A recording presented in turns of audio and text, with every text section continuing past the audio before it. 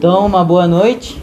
Hoje nós vamos entrevistar o terceiro vereador mais votado de Jaguariúna, Tom Proencio. Nossa sala, o terceiro B, fez algumas questões que nós vamos formular para ele nos responder. Legal. Bom, primeiramente, boa noite para vocês. Muito bom poder estar aqui com vocês, conversando sobre um tema tão importante que é a política do nosso país, da nossa cidade, do nosso estado.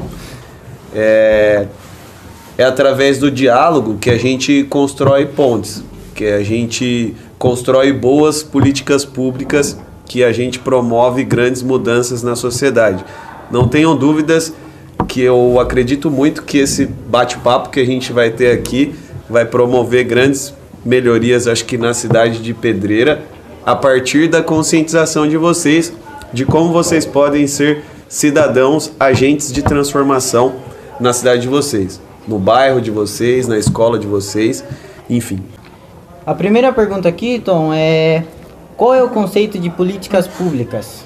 Eu particularmente não sei se existe um termo científico para poder definir o que seria o conceito de políticas públicas, mas no meu período de vivência, né, na política, eu entendo que o conceito de políticas públicas são as atividades, os programas e os projetos que um determinado governo vai desenvolver ao longo do tempo na sociedade. Então, na minha visão, o conceito de políticas públicas seria isso. Ficou claro?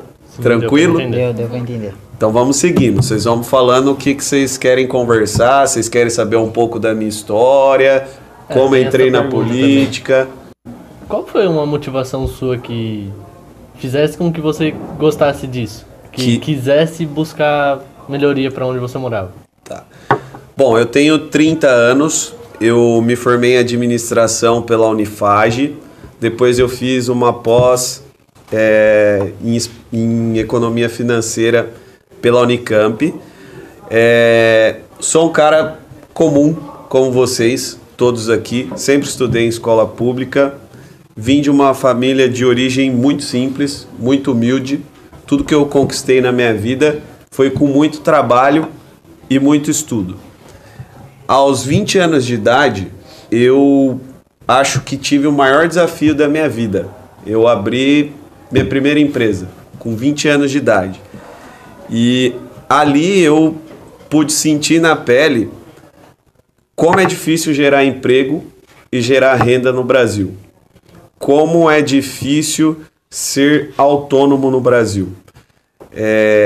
E como muitas vezes as pessoas que estão lá em Brasília, que estão lá na Assembleia Legislativa, que estão lá no Palácio dos Bandeirantes, que estão na Prefeitura, que estão na Câmara de Vereadores, tomam decisões que afetam diretamente a nossa vida sem nos questionar.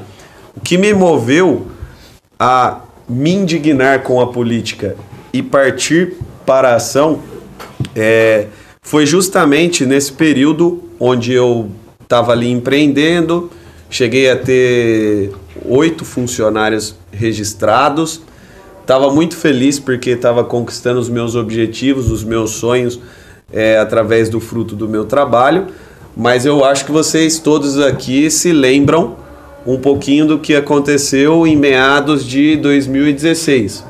O Brasil passou por um período de crise política terrível e ali naquele período de 2008 até 2017, 2016, por um período de crise econômica muito complicado na vida das pessoas. E aquilo fez com que eu também sentisse na pele o custo da inflação, o custo de políticas públicas mal planejadas, políticas públicas baseadas no populismo. Aquilo afetou diretamente a mim. Eu me lembro que do nada, assim, por uma decisão do Congresso, juntamente com a presidente Dilma, na época, a tributação da minha empresa praticamente dobrou. E aquilo afetou diretamente os meus negócios, afetou diretamente as pessoas que trabalhavam comigo e, consequentemente, as suas famílias. Daí passou pelo período do impeachment, onde eu participei de alguma maneira daquele momento, nos movimentos de rua, me indignando com aquilo que vinha acontecendo, com a corrupção que vinha acontecendo no país. E aí, 2017, 2016, quando assume o prefeito Gustavo Reis em Jaguariúna, a cidade estava passando também por um período de crise, a prefeitura também estava num período de crise econômica e foi declarado estado de calamidade financeira, o que colocou assim em xeque e em risco a vida de muitas pessoas, principalmente fornecedores que dependiam da prefeitura ali ou que prestavam serviços para a prefeitura, não sabiam se iam ser pagos. E aí um certo vereador lá da cidade teve a brilhante ideia de instituir 13º salário e férias para os políticos da cidade, num momento onde tinha sido declarado calamidade financeira. Então, se eu não tenho dinheiro para pagar os fornecedores, como que eu vou ter dinheiro agora para pagar privilégio para político?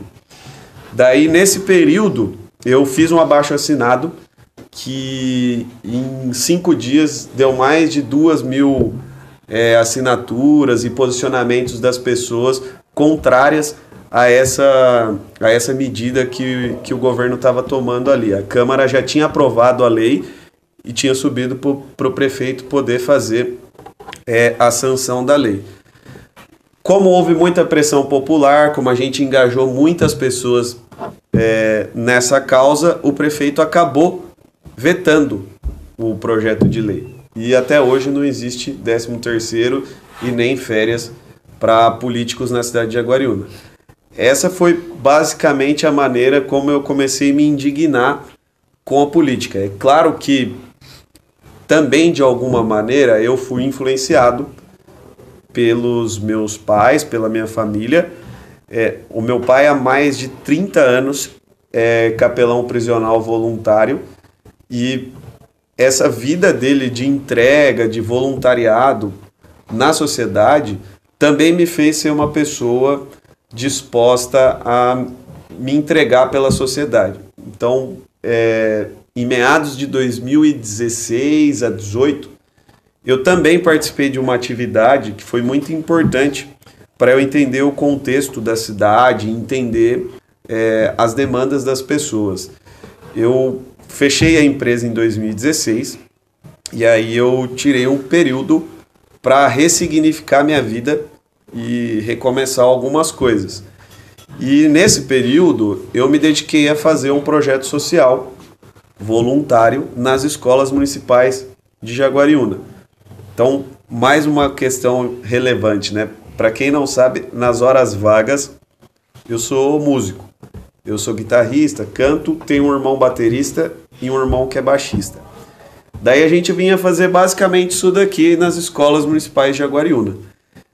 A gente tinha um intervalo cultural, cantava com eles algumas músicas e tal, e depois a gente ia para a sala de aula conversar sobre alguns temas relevantes, como saúde emocional,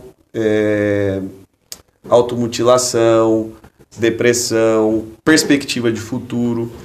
E nesse período, a gente identificou mais de 70 casos em Jaguariúna de jovens e adolescentes que se automutilavam. Daí a gente levou esses jovens e esses adolescentes para que o corpo de psicólogos da Prefeitura de Jaguariúna pudesse cuidar desses jovens e adolescentes.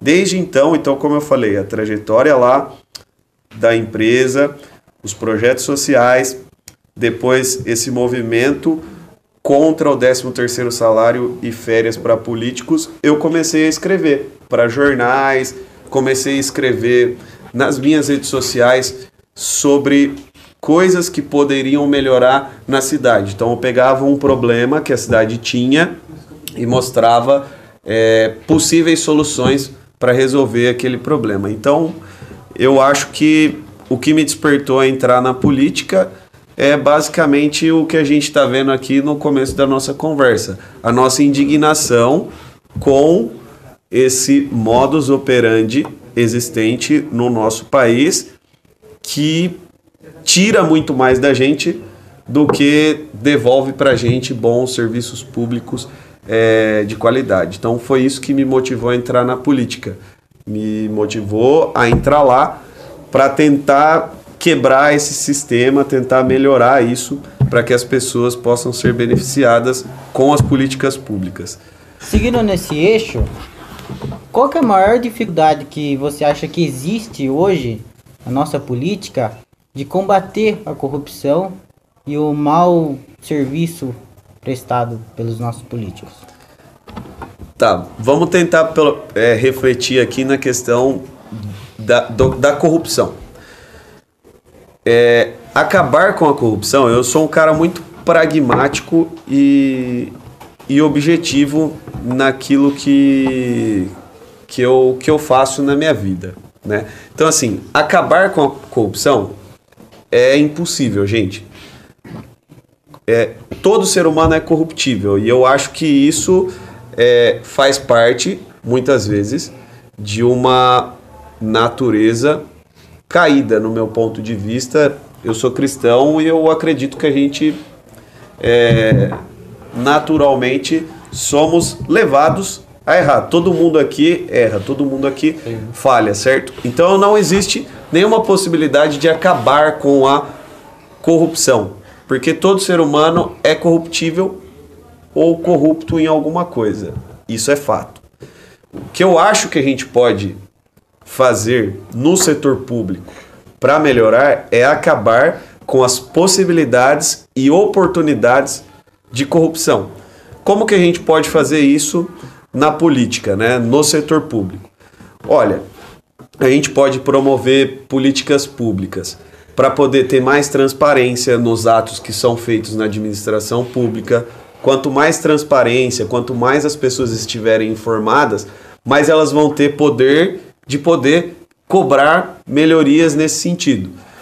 Eu acho que a Operação Lava Jato teve um papel muito importante para poder melhorar essa situação que a gente tinha no país de uma corrupção escancarada. Ela expôs coisas que a gente nem imaginava que existia. Ela expôs coisas que a gente imaginava que só acontecia em Brasília ou só acontecia no estado.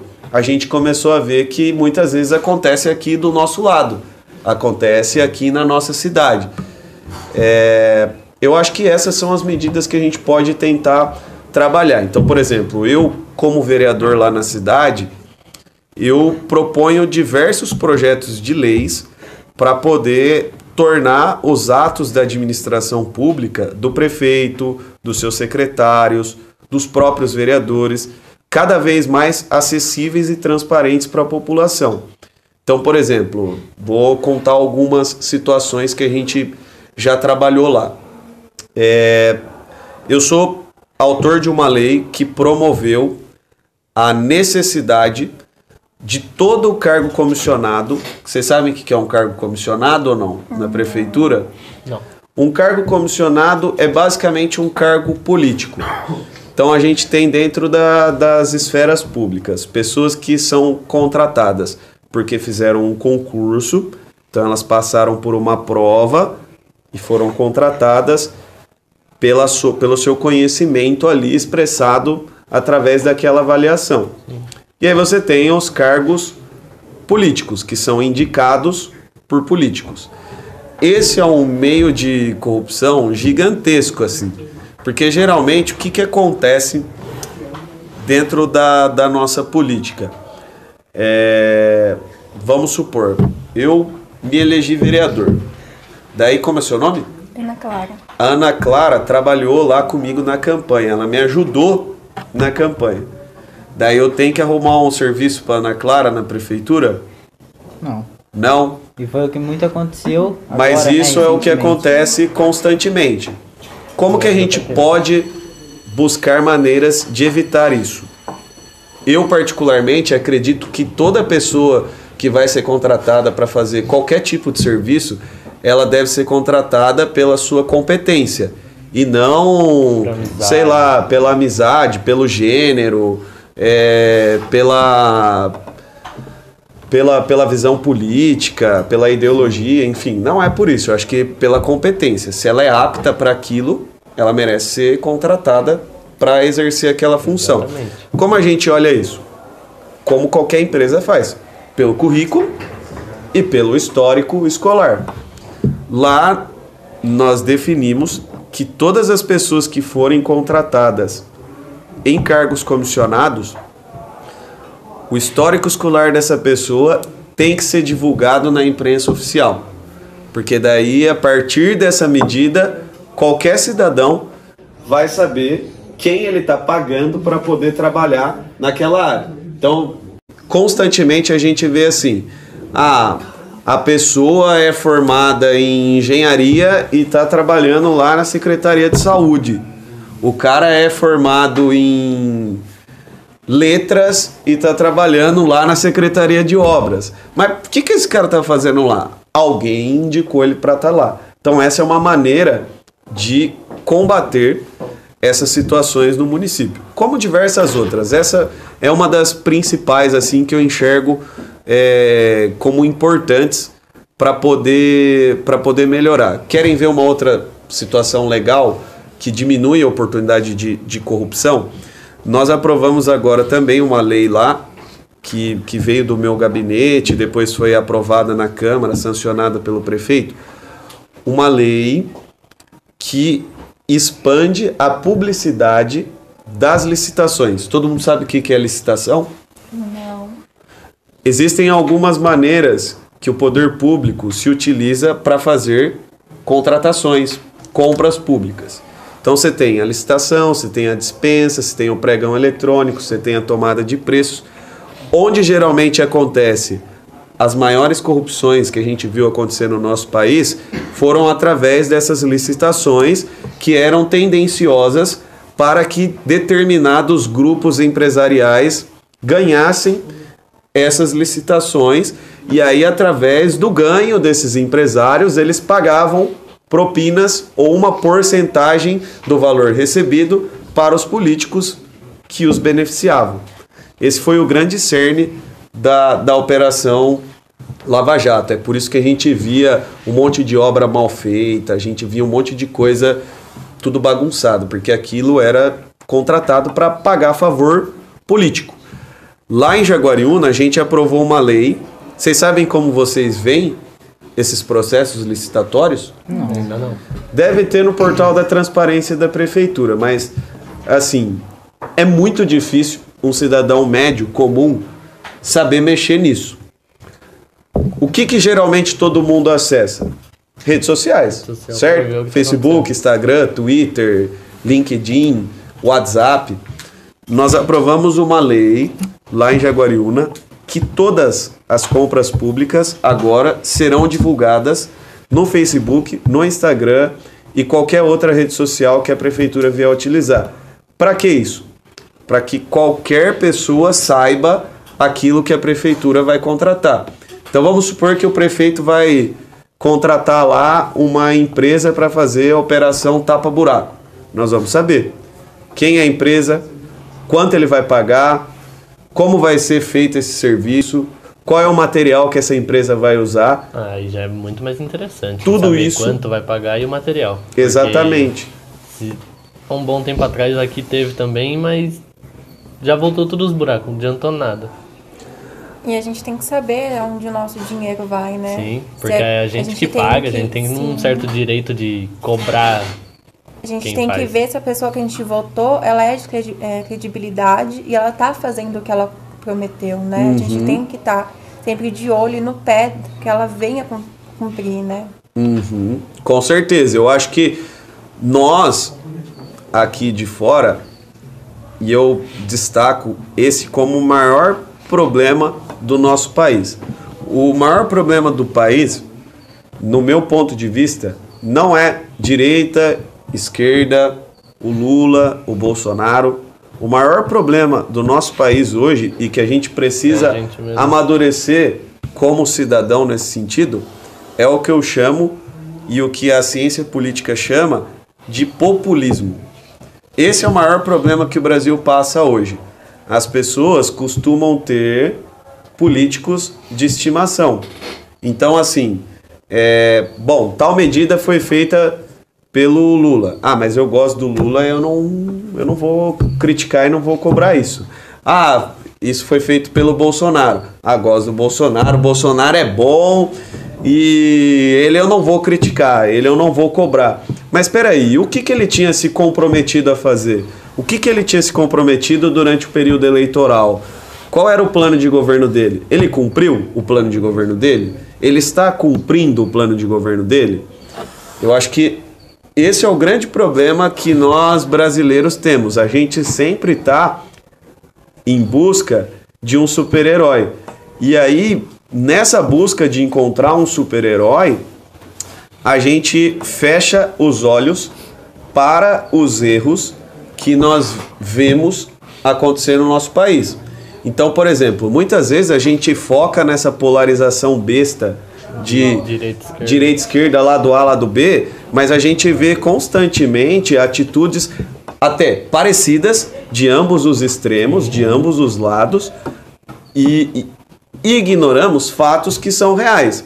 Então, por exemplo, vou citar um exemplo nesse sentido de direita e esquerda. Olha só, eu sou totalmente contra qualquer tipo de extremo e abomino qualquer tipo de ditadura, certo?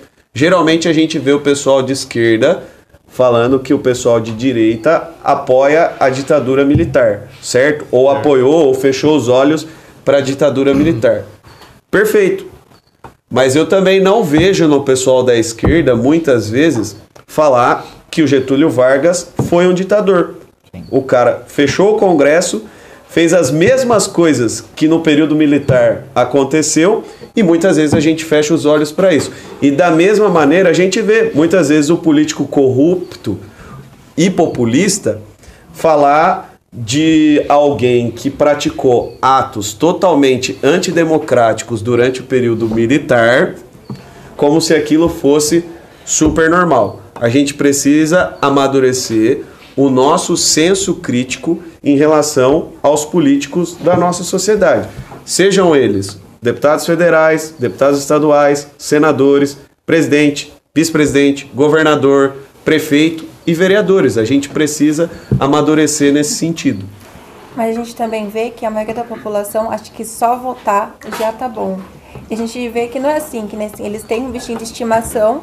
Então quer dizer que eu votei nele, ele tá lá e é isso que importa. E não fiscaliza, igual o Lava Jato. A gente só foi ver a proporção da roubalheira que teve lá na frente. E aquilo lá já vinha acontecendo muito tempo porque o povo não fiscalizava, o povo não pediu seus direitos e acabou o que aconteceu, que foi o maior roubo, né, do mundo, o maior Lava Jato. E o povo, às vezes, infelizmente, acaba se contentando com muito pouco.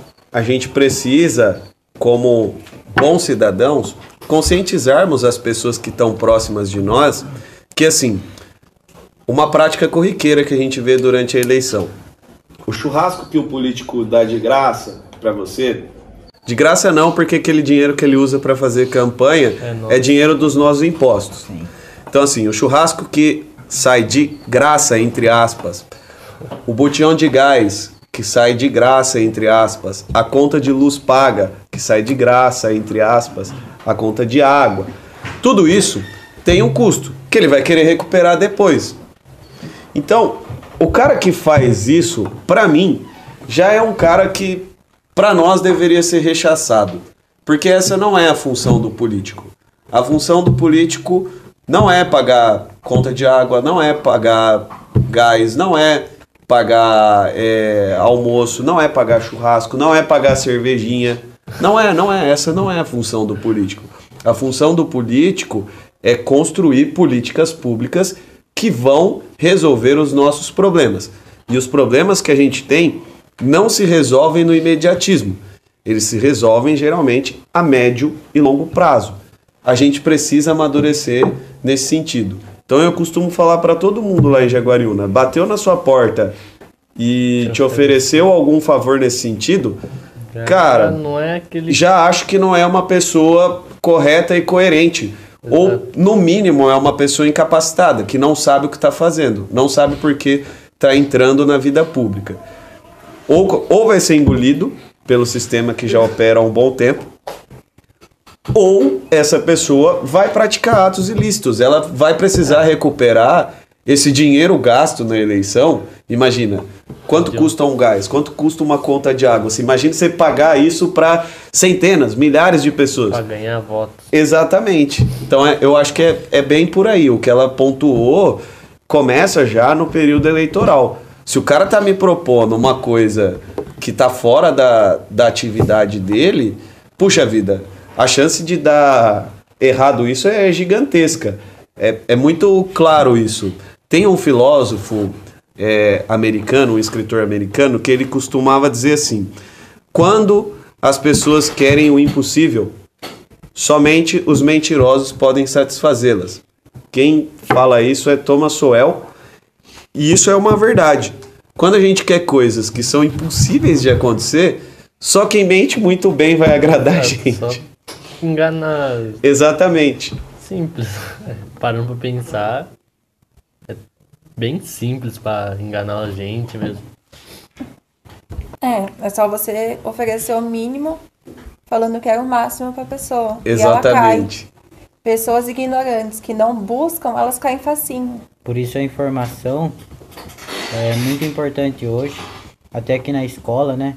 A gente está se informado sobre a política, sobre como funciona. É muito importante a gente saber fiscalizar, saber em quem a gente está votando, em quem a gente está pondo para administrar nosso dinheiro, né? Com certeza. Querem ver outra coisa que é relevante a gente conversar hoje aqui, também em relação à política? Todo mundo entende aqui o que faz cada poder estabelecido dentro da nossa democracia, cada instituição, poder executivo, legislativo e judiciário? Cada um, eu acho que não. Sobre mais todos. Por cima, assim. A gente não é uma falta de informação, mas também não procuramos se aprofundar. A gente sempre procura aquilo que agrada a gente, né? Isso é uma coisa importante de todos nós compreendermos. Saber de tudo. A gente precisa entender como funciona a nossa democracia.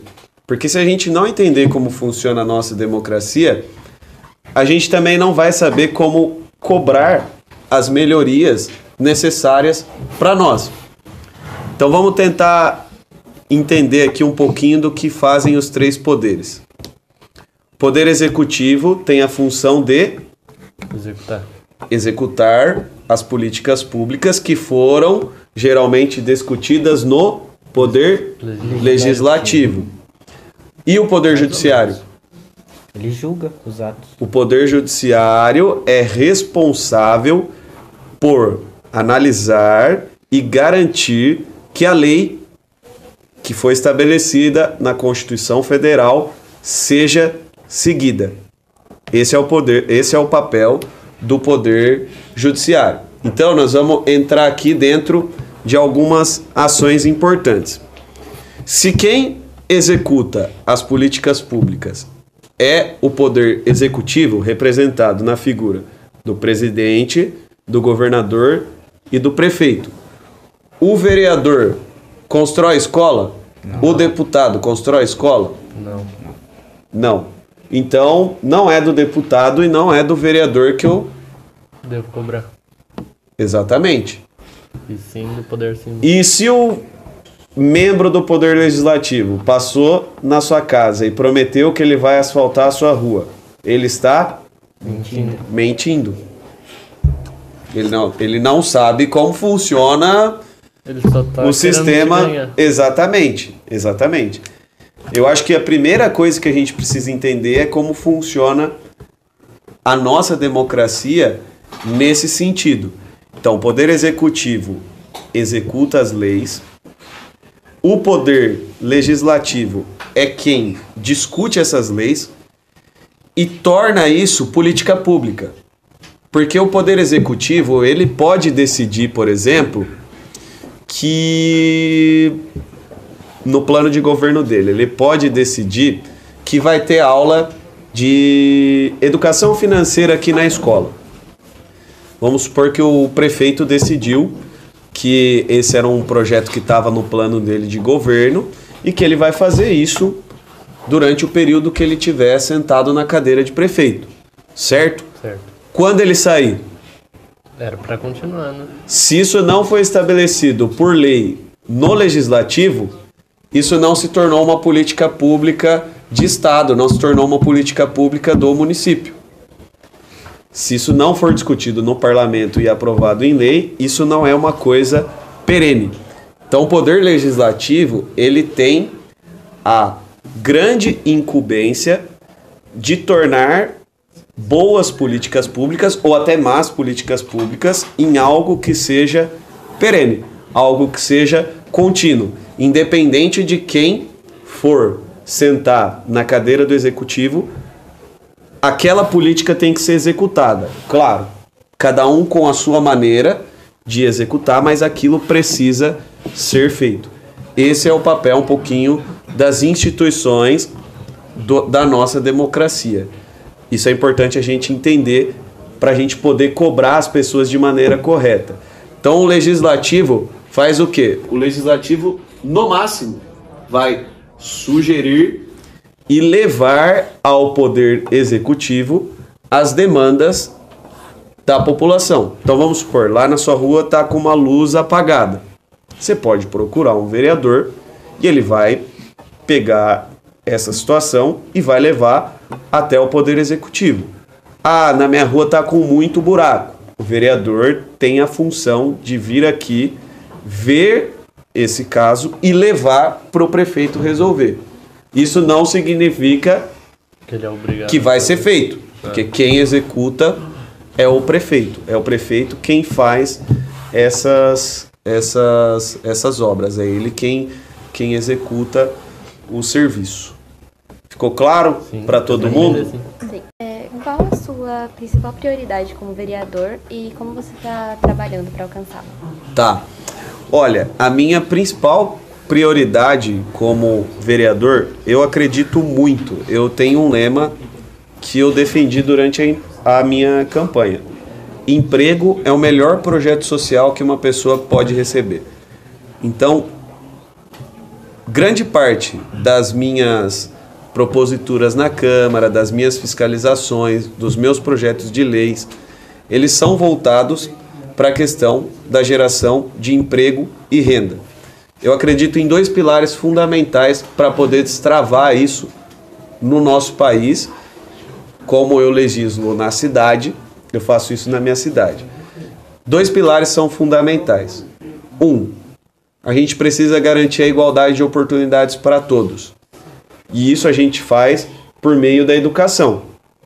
A educação é a mola para impulsionar as pessoas a serem protagonistas do seu futuro. Tá, mas traduz isso melhor. Eu acredito que a gente precisa de uma educação que dialogue melhor com o mercado de trabalho para que a gente saia daqui da escola preparado ou melhor preparado para poder enfrentar os desafios no mercado de trabalho. Eu acredito que o empreendedorismo é a melhor ferramenta de mobilidade social que a gente tem. O pensamento, o conceito de empreendedorismo deveria ser trabalhado nas escolas desde o primeiro ano de ensino.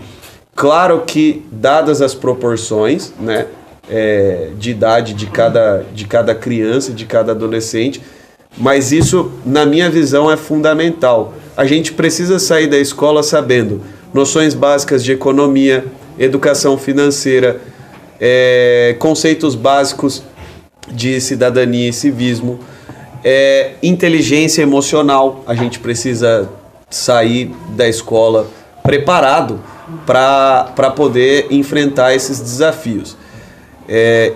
Por exemplo, ele ali estava falando que ele estuda análise de sistemas.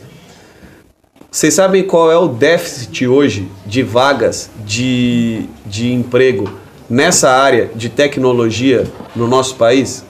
É grande. O déficit hoje gira em torno de 300 mil vagas. E não é que assim, puxa vida, não tem emprego. Não é que não tem emprego, não tem gente qualificada para poder ocupar essas vagas. Será que a gente não deveria ter educação tecnológica na escola? A gente já não deveria sair mais preparado para poder entrar nesse mercado de trabalho? E estima-se que nos próximos 4 anos, se nada for feito em relação a essa situação desse déficit de 300 mil vagas de emprego, nós vamos chegar a 700 mil vagas de emprego disponíveis sem gente para trabalhar. Vocês têm noção do salário médio de uma pessoa que entra no mercado de trabalho nessa área? Uns R$2.500. Um menino de 20 anos que fez um curso técnico nessa área já entra ganhando isso. E assim, o nível salarial em relação a isso não para. Assim. Aí o céu é o limite. Por que a gente não está aprendendo isso na escola? Por que o nosso modelo de escola é o mesmo dos nossos pais? Os nossos pais sentavam na sala de aula enfileirados daquele mesmo jeito, igual a gente senta hoje. E o mundo evoluiu, o mercado de trabalho evoluiu. Então esse eu acho que é um pilar importante que a gente precisa desenvolver para a geração de emprego e renda. O segundo pilar importante, no meu ponto de vista, nós precisamos ter um ambiente de negócios mais favorável para quem quer assumir riscos, para quem quer empreender, para quem quer pegar uma porcentagem do seu dinheiro e investir num negócio. Então, por exemplo, o seu cunhado abriu um negócio lá na cidade de Jaguariúna. Cara, você já sentou para conversar com ele? Quantas dificuldades ele teve para poder começar a funcionar o negócio? O tanto de taxa que ele pagou, o tanto de tempo que ele gastou com contador, com burocracia, com papelada, tudo isso faz com que a gente faça com que as pessoas tenham menos estímulos para assumir riscos e investir em negócios que vão gerar emprego, e faz com que também a gente tenha menos oportunidades de empregos no mercado. Basicamente, eu acho que essas são as duas questões mais relevantes no meu ponto de vista para desenvolver a questão de geração de emprego e renda. E não vejo outra maneira da gente combater pobreza. Riqueza a gente não distribui. Chega uma hora que acaba e todo mundo está fadado a ficar pobre. Riqueza a gente produz, evolui. E isso a gente faz com inteligência, com pensamento disruptivo. Isso a gente desenvolve na escola e precisa deixar o ambiente de negócios mais favorável para que as pessoas possam se arriscar e investirem no mercado. Acho que é isso que eu poderia falar um pouquinho da minha principal bandeira. Lógico que eu não abandono outras questões, mas essa é a questão que eu mais defendo como parlamentar, com projetos de leis e levando sugestões para o Poder Executivo. Mas eu gostaria de fazer mais uma pergunta. Claro. Também. Assim, a gente viu que no ano passado teve bastante discussão sobre política, porque estava bem alta, né? E a gente viu que tanto dos dois lados, nenhum lado sabia respeitar a decisão política do outro. Sim. E como você está de frente ali, você deve receber bastante críticas, né? De pessoas opostas, ainda mais que você luta por esses direitos de igualdade. Olha, eu acredito que críticas sempre vão existir. Faz parte do ambiente democrático. Eu diria que toda unanimidade absoluta é burra.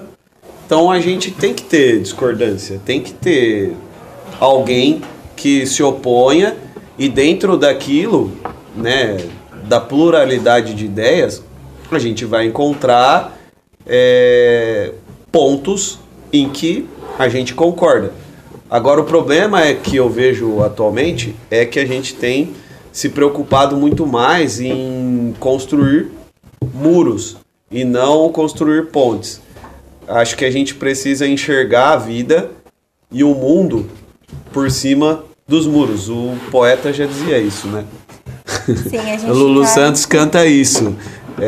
Eu vejo isso por cima de um muro, de hipocrisia que insiste em nos rodear. Então vamos abandonar a hipocrisia e vamos olhar a vida como ela é de fato. Vamos olhar os problemas das pessoas como eles são de fato. O ano passado, né, no que se resumiu a eleição? Se resumiu em liberação de armas, liberação do aborto, Drogas. liberação das drogas, que mais? Desmilitarização dos policiais. Exatamente. Isso te colocou comida na sua mesa? Não. Deixou os seus pais com maiores condições de poderem garantir um futuro melhor para vocês? Não. Não. As pessoas usaram pautas que mexem com o nosso sentimento e que já estão muito bem estabelecidas em lei para poder fazer com que a gente se degladiasse. Quantas famílias vocês viram brigar por causa de uma visão política?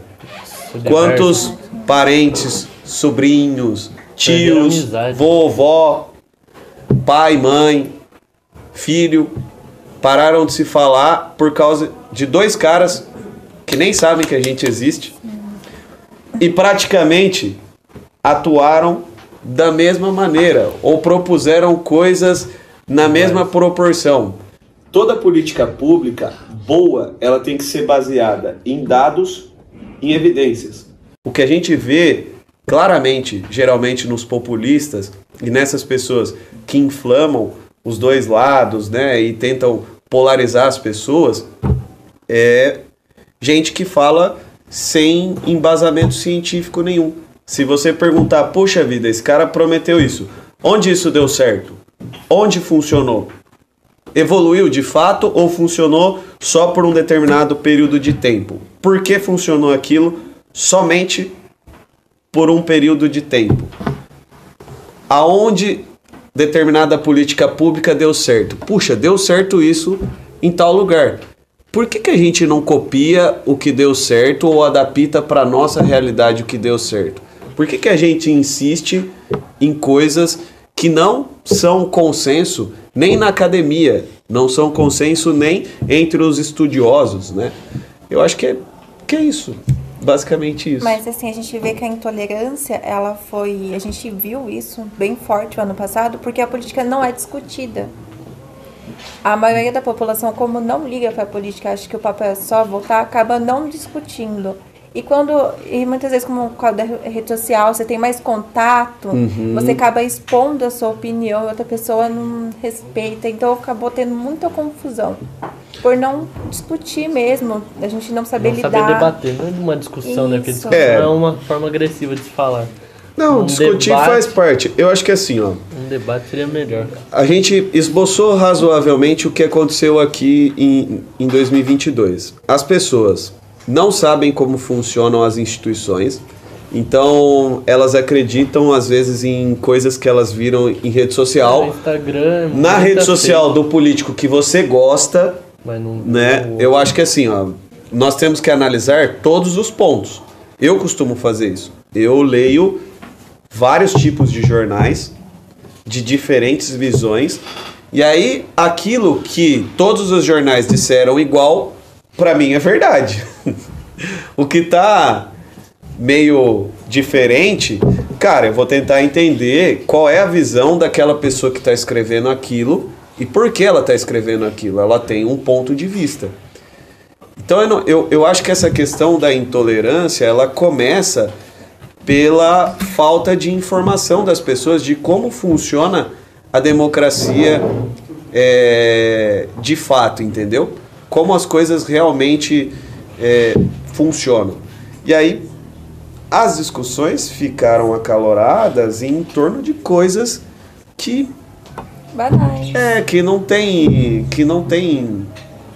sentido, não tem solução fácil e solução mágica. E aí, infelizmente, a gente está vivendo num momento onde o ódio das pessoas está muito aflorado. E aí as pessoas costumam terceirizar os problemas que elas têm nos outros, né?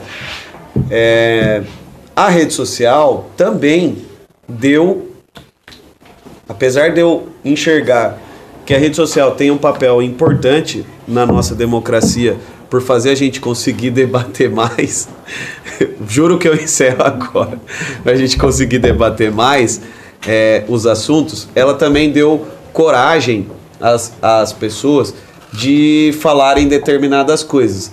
Então, assim, qualquer um de nós aqui, eu tenho certeza que não falaríamos determinadas coisas que escrevemos, às vezes, para algumas pessoas em rede social, se a gente estivesse sentado na mesa, olho no olho com a pessoa. As pessoas ficam mais corajosas na rede social. Então lá, às vezes o cara tem coragem de falar que o outro é vagabundo, que o outro não presta, que isso, que aquilo. Mas pô, você nem conhece o cara, você nunca nem viu ele. Você nem sabe quem ele é, você nem sabe qual é a história da família dele. Mas ele é vagabundo porque ele discorda da tua opinião. As pessoas, elas querem estar certas em tudo. Exatamente. Exatamente. Bom, gente, obrigado pela oportunidade. É que a gente tem que agradecer, né? Você aceitar. Ter vindo aqui falar com a gente. É algo diferenciado na nossa escola. Eu espero que eu possa voltar outras vezes para falar com vocês. Estou aberto para escutar qualquer coisa que vocês queiram perguntar. E parabéns pelo trabalho. É assim que a gente constrói um mundo melhor. Conversando e dialogando.